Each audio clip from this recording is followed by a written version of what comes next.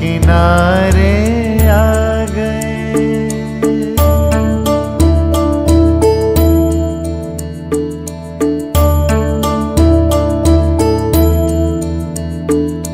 मिल गई मंजिल हमारी, हम किनारे आ गए। मिल गई मंजिल हमारी, हम किनारे आ गए। प्यारे बाबा तेरी यादों के सहारे आ गए। प्यारे बाबा तेरी यादों के सहारे आ गए। मिल गई मंजिल हमारी, हम किनारे आ गए।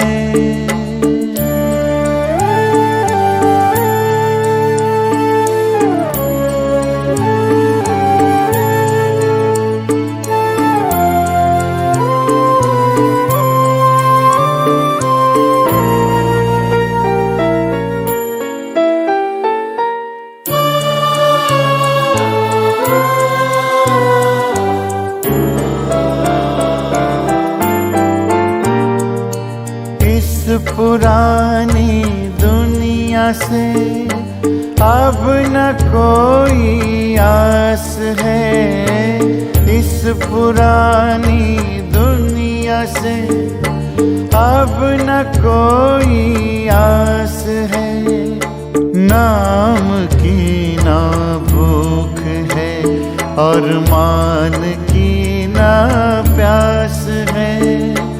नाम की ना भूख है और मान की ना प्यास है।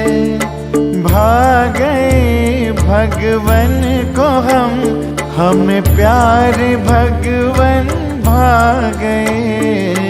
मिल गई मंजिल हमारी, हम किनारे आ गए।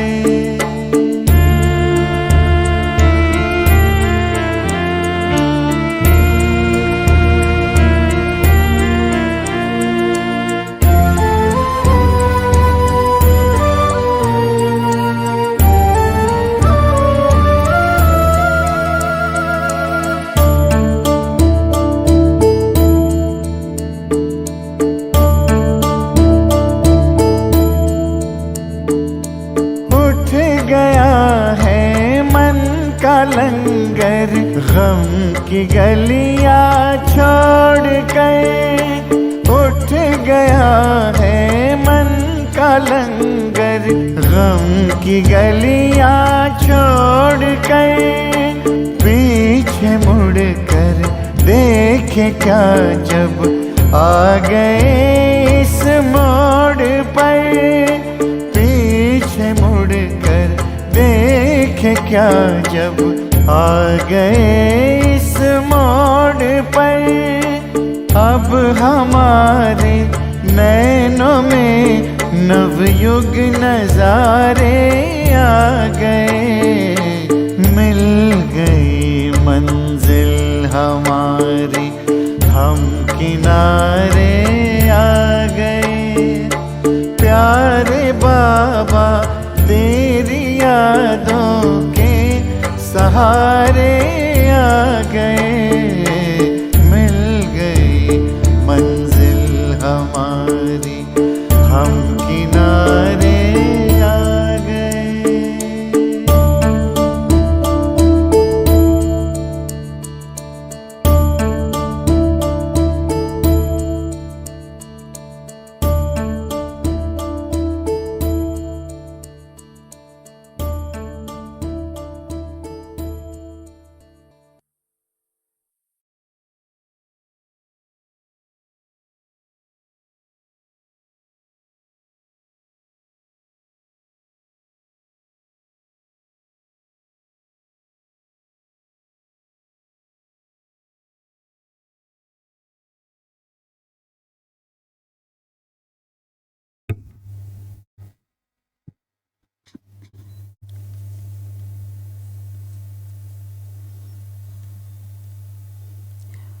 ओम शांति।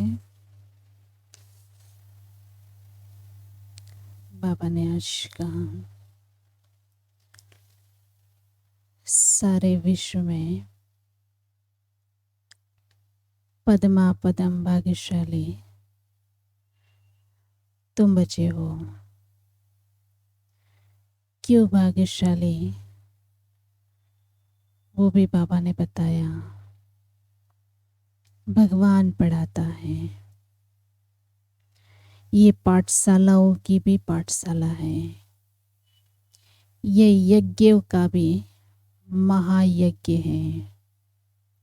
जहाँ हम पाठशाला में पढ़ रहे हैं, सुप्रीम टीचर पढ़ा रहे हैं, ऐसी पढ़ाई पढ़ाते हैं जो बाबा ने कहा कि कभी कोई ऋषि मुनियों ने नहीं पढ़ी और न कोई शास्त्रों से हमने नहीं पढ़ी। शास्त्रों में कोई हमने ज्ञान नहीं सुना। जो ऋषि मुनियों ने भी कहा कि हम रचयिता और रचना को नहीं जानते और हम बचे रचयिता से इस संसार रूपी रचना के आदि मध्यंत को जान गए। बाबा ने कई सृष्टि चक्र की हिस्ट्री ज्योग्राफी जो कोई स्कूलों में नहीं पढ़ी, वो हम इस पाठशाला में भगवान से पढ़ते हैं।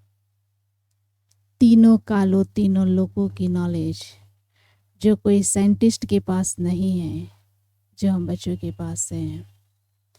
बाबा कहते ये महान भाग्य जो संगम पे बाबा हाँ करके हमारा रोज श्रृंगार करते, ज्ञान रत्नों से सजाते, तो हमारी सारी पढ़ाई का सार बाबा रोज नित्य नई नई बातें समझाता है।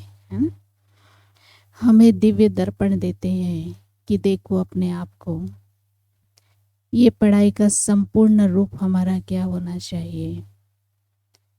एक है ज्ञानी बनना, एक है ज्ञानी तो आत्मा बनना, ज्ञान स्वरूप बनना। तो बाबा हमें स्वरूप बनाना चाहता है।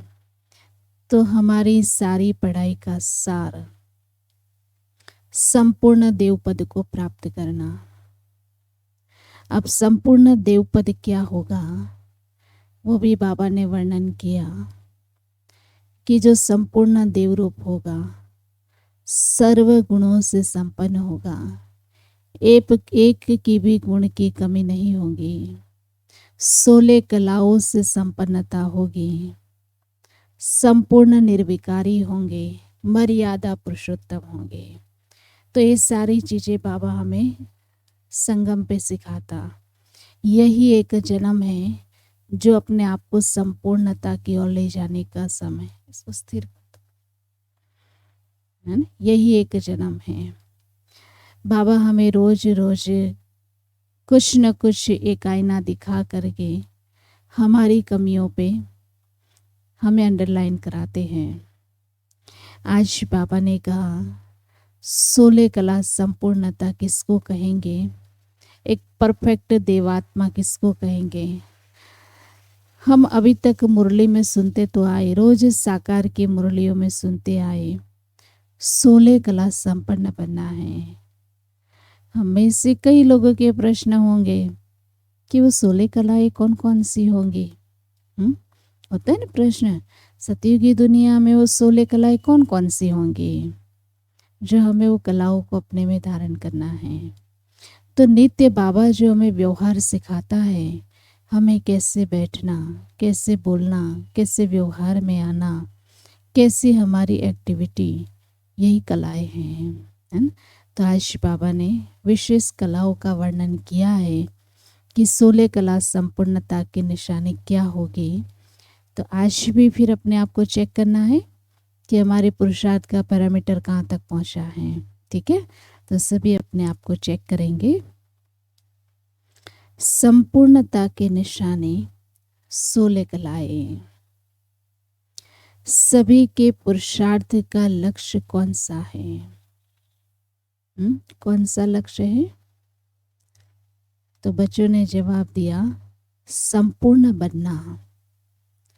अब संपूर्णता की स्टेज किसको कहा जाता है? कौन सा नक्शा सामने है जिसको आप संपूर्णता की स्टेज समझते हो? कौन सा नक्शा है? कोई तो लक्ष्य होगा ना आपका, जिसको हम सामने समझते संपूर्णता की स्टेज है। तो किसको कहेंगे? ब्रह्मा बाबा को कहेंगे, यह संपूर्ण फरिश्ता जो ब्रह्मा बाप का है उसको कहेंगे, विष्णु रूप को कहेंगे, राधे कृष्ण को कहेंगे, लक्ष्मी नारायण को कहेंगे। क्या लक्ष्य है इनमें से आपका जो संपूर्णता का प्रतीक है?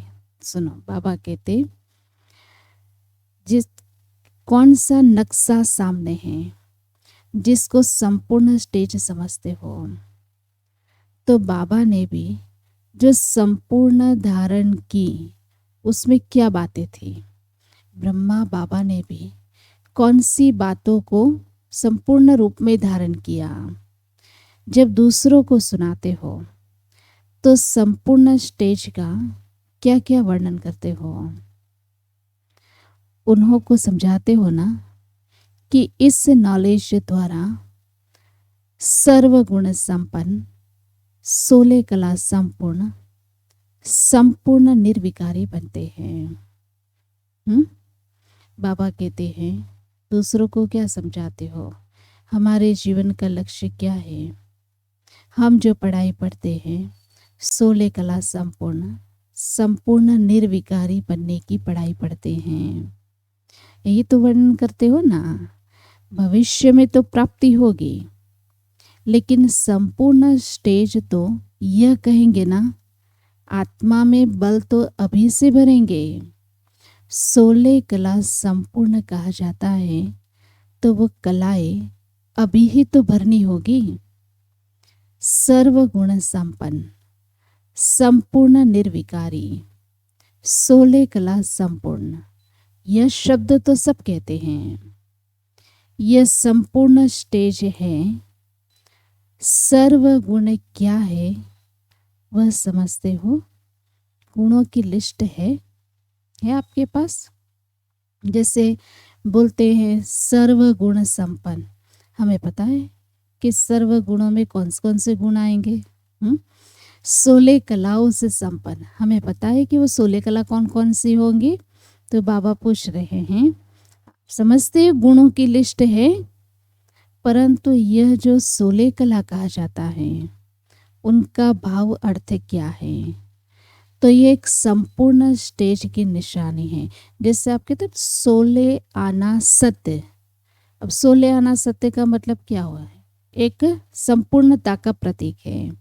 जैसे देखा, जिसमें कोई भी विशेषता होती है तो कहने में आता है ना, इनमें यह कला है।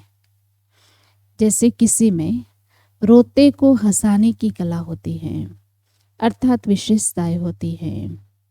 कोई में हाथ की सफाई की कला होती है, कोई में बुद्धि की चमत्कारी की कला होती है।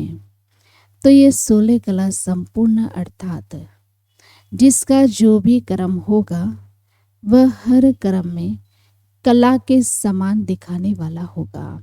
जैसे सतयुगी दुनिया में डांस होगा, ये भी एक कला है। म्यूजिक होगी, ये भी एक कला है। तो उनकी हर चलन, देखना, बोलना, चलना जैसे कला के मुआफिक दिखाई देगा। सुना बाबा क्या कहते हैं? जैसे संगम युग में ही है आपका। किसी में सबके साथ अच्छा व्यवहार करने की कला, तो ये भी एक कला है ना। तो बाबा कहते हैं, थोड़ा सा नहीं आ रहा। बाबा कहते हैं किसी में रोते हुए को हंसाने की कला, अर्थात विशेषता होती है। कोई में हाथ की सफाई की कला होती है, कोई में बुद्धि की चमत्कारी की कला होती है। तो यह 16 कला संपूर्ण, अर्थात उसका जो भी कर्म होगा वह हर कर्म कला के समान दिखाई देगा।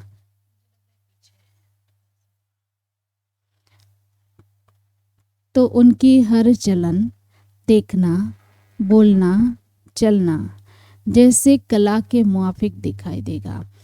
तो देखा जाए, जहाँ तक हमारा चिंतन चला, बाबा कहते हैं 16 कला का मतलब क्या होता है कि जैसे बाबा ने हमारी कर्म में दिव्यता दिखाई,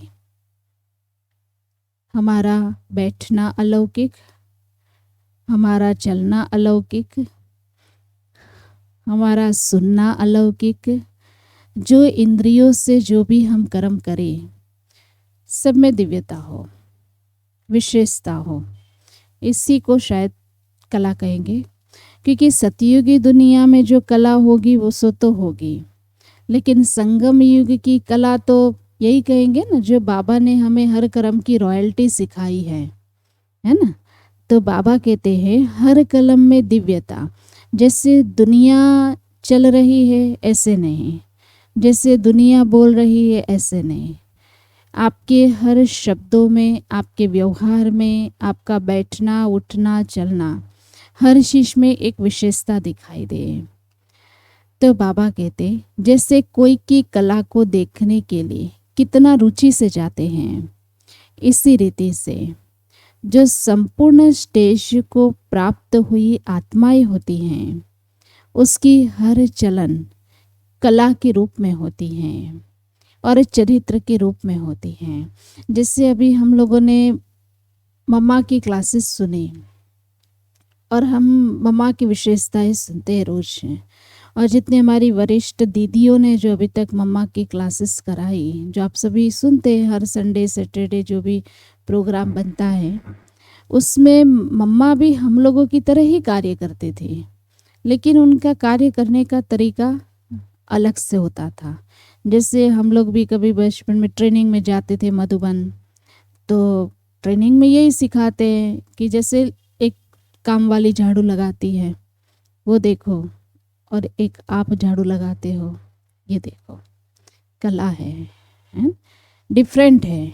उनकी झाड़ू लगाने की स्टाइल, आपकी झाड़ू लगाने की स्टाइल, एक काम वाले की बर्तन मांजने की स्टाइल, एक आपकी बर्तन मांजने की स्टाइल, एक जो साधारण घर में जो लेडीज़ होती है वो खाना बनाने की स्टाइल, आप जो बाबा के बच्चे जो बाबा के लिए भोग बनाते हो वो भोजन बनाने की स्टाइल चेंज है।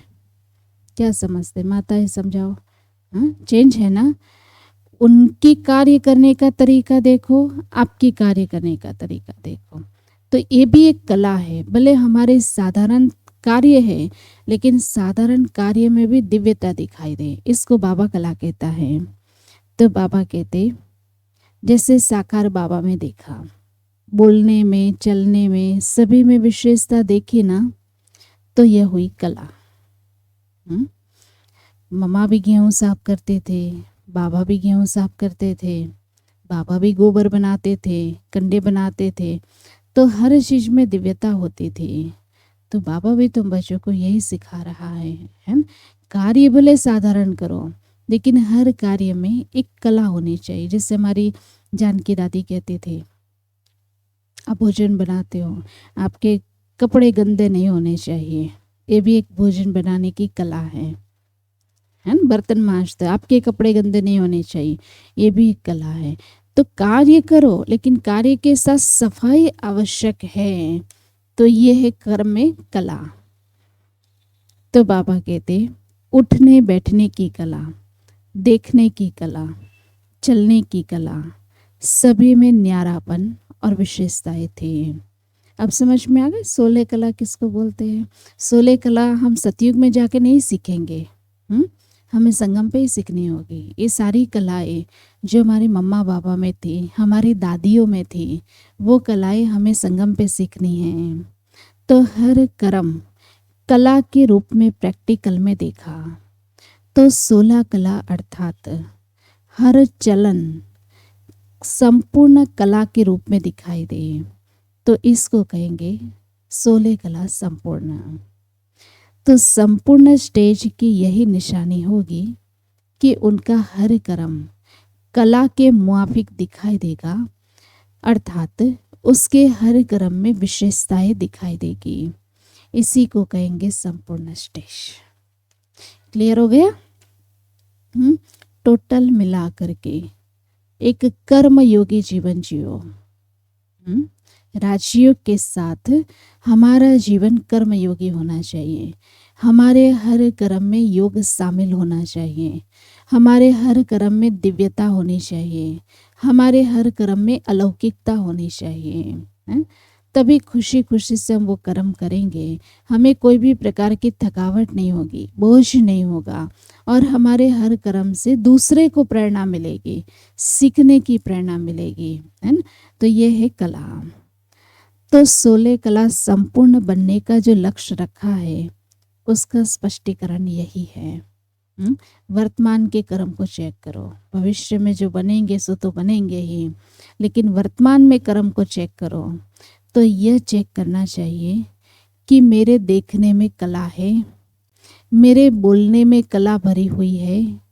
वैसे कहते हैं ना, कला काया ही चट हो गई। तो कला एक अच्छी भी होती है। कला काया खत्म हो गई, अर्थात कर्म में जो आकर्षण करने की शक्ति है, कर्म में जो विशेषताएं हैं वो खत्म हो गई। वो कब खत्म होती है? जब हम देह अभिमान में आकर के कोई कर्म करते हैं। तो उस देह अभिमान में आकर जो कर्म किया उसमें कभी हमें सफलता नहीं मिलेगी। उस कर्म में कभी दिव्यता अलौकिकता नहीं दिखाई देगी। उस कर्म में कभी खुशी की फीलिंग नहीं आएगी। उस कर्म में कभी हल्केपन की महसूसता नहीं आएगी। उसको कहते हैं कला काया चट। ठीक है, क्योंकि बाबा ने कहा उस कर्म में फिर कोई योग्यता नहीं होगी, कोई विशेषता किसी को नजर नहीं आएगी, इसीलिए उसको कहते हैं कला काया चट। तो हर कर्म हमारा कला के समान है व नहीं, यह जरूर चेक करो।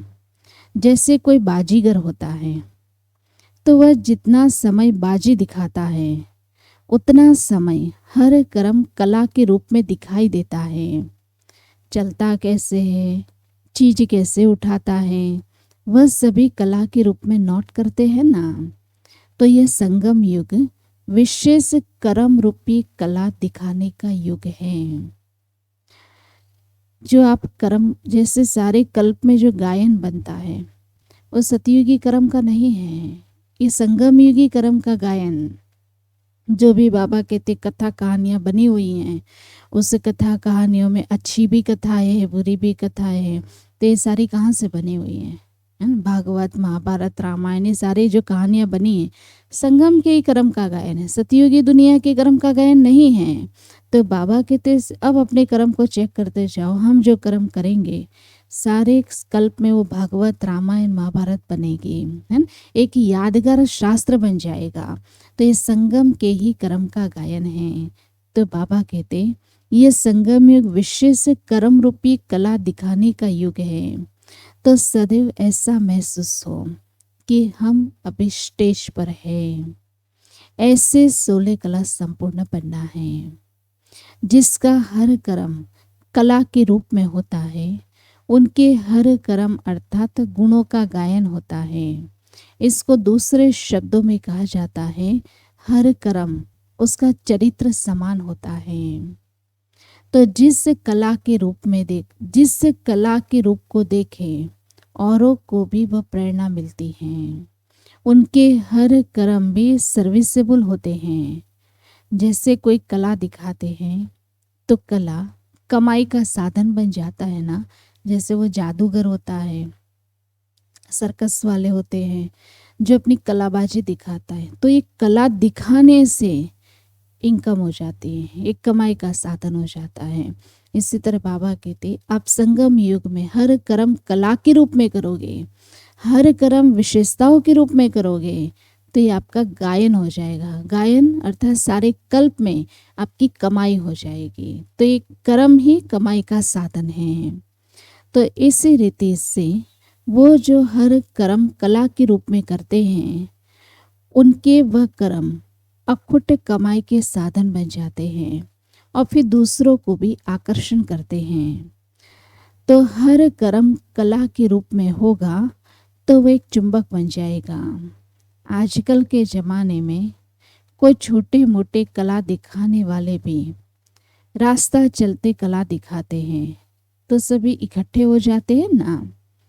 यह तो श्रेष्ठ कला है ना? तो आप भी एक विश्व स्टेज पर हो और विश्व स्टेज पर आपके हर कर्म दिव्य हो।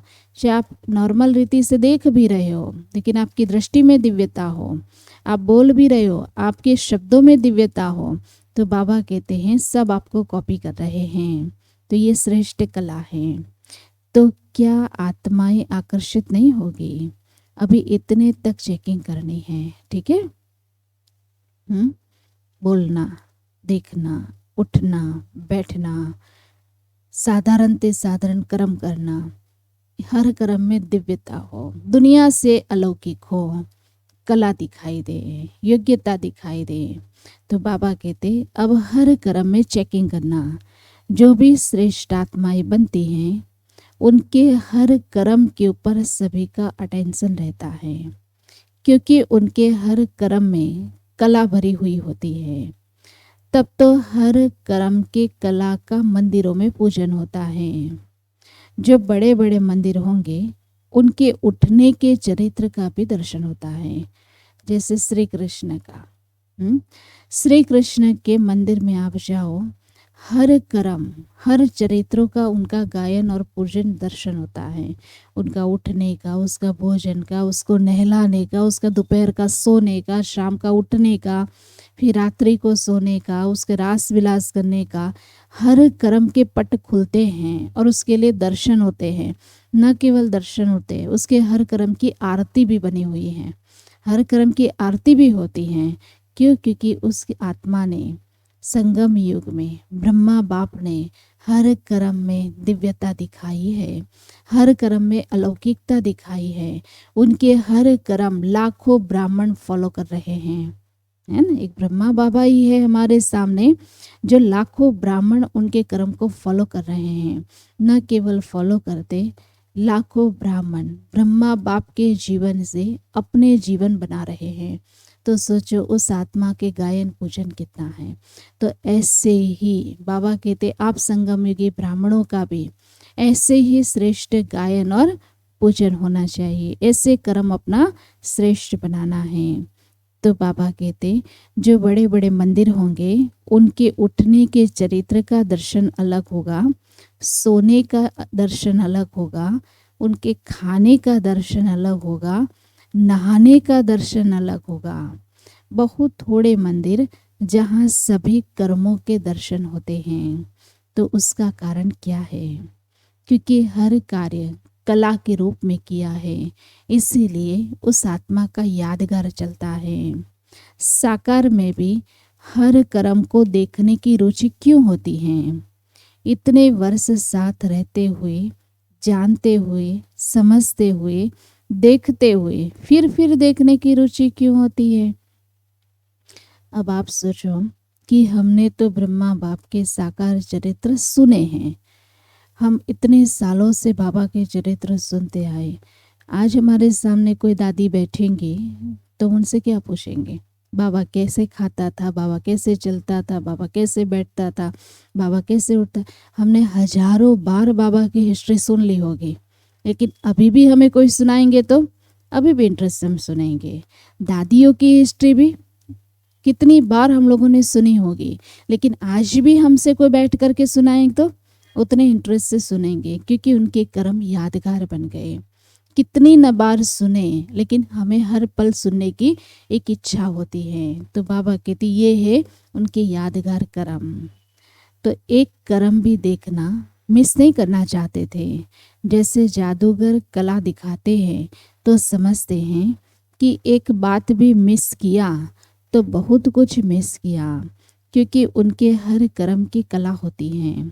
इस रीति यह भी देखने की इच्छा रहती थी कि देखें कैसे सोए हुए हैं ब्रह्मा बाप, कैसे सोए हुए हैं, ये भी देखने की इच्छा रहती थी। तो सोने में भी कला थी, सुना। सोने में भी जैसे फरिश्तापन दिखाई देता था, तो हर कर्म में कला थी। इसको कहते हैं सोले कला संपूर्ण। अच्छा, अब बताओ ऐसे स्टेज बनी है? पूछ रहे बाबा। ऐसी स्टेज बनी है लक्ष्य तो इस स्टेज का है ना, लक्ष्य से लक्षण धारण करने पड़ेंगे। तो हर कर्म कला के रूप में होता रहे तो 16 कला संपूर्ण बनने से सर्व धारणाएं भी ऑटोमेटिकली हो जाएगी। ठीक है, क्लियर हो गया। 16 कला संपूर्णता किसको कहेंगे? संगम युगी हर कर्म कलाओं से संपन्न हो, संगम युगी हर कर्म विशेषताओं से संपन्न हो, संगम युगी हर कर्म अनेकों का जीवन बनाने वाला हो। आपके हर कर्म का गायन अनेक आत्माएं करें और आपके हर कर्म के गायन से अनेक आत्माएं भी अपना जीवन बनाएं। ऐसे अपना जीवन दिव्य बनाना है, श्रेष्ठ बनाना है। तो हमें सिर्फ अपने ही कर्मों की चेकिंग करनी है और ब्रह्मा बाप को सामने रखो। ब्रह्मा बाप का जैसा कर्म था वैसे ही हमें अपना कर्म यादगार बनाना है। ठीक है, तो ये जो आपके शाम की मुरली चलती है ये दिव्य दर्पण है, तो उसको साधारण रीति से नहीं लेना, इसको हमें प्रैक्टिकली अपने स्वयं की चेकिंग करने के लिए मुरलियाँ है। ठीक है, इसलिए विशेष ये होमवर्क सबको करना है। ओम शांति।